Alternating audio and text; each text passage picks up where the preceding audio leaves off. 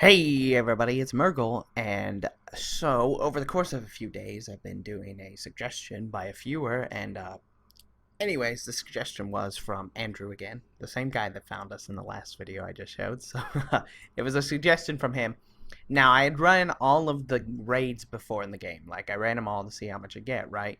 But he's like, why don't you run every single soloable dungeon you can do? And I said, okay, why not? That sounds like a really cool idea, actually. So I legitimately went to every single dungeon and I ran it one time. So I would run all these. I ran them all. I ran all these. And mind you, if it had a heroic setting, I ran it on heroic first. So I ran everything on just heroic. Like if it had a heroic setting, all of these were on heroic. All of the Wrath of the Lich King ones, heroic. All of the Cataclysm ones, heroic. And then Mist of Pandaria, I did all of the dungeons on heroic. But of course, I mean, in some cases you can actually solo the raids, right? Depending on your class and your gear.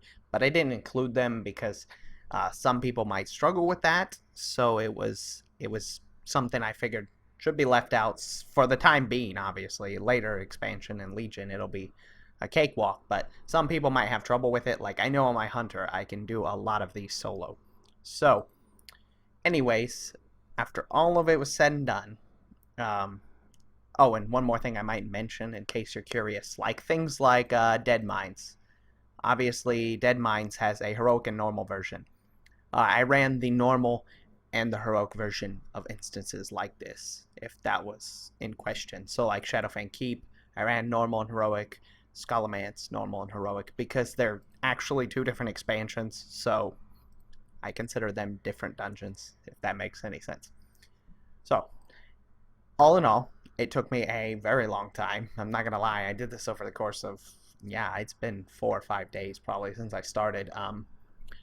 Didn't devote all my time to it. I've been leveling on the European servers, but it did end up not being that bad, actually. So, I don't have all of the stuff in my inventory because I had 83 full messages of stuff that I had mailed to myself. So what I was doing was collecting it all, TSM price checking it, adding the TSM value with each full inventory, and then I mailed it off to my bank tune. So obviously I don't have very much stuff in my inventory because it was an insane amount of items, right? But this was the grand total in just vendorables and gold looted. So almost 21k, right? That's not bad.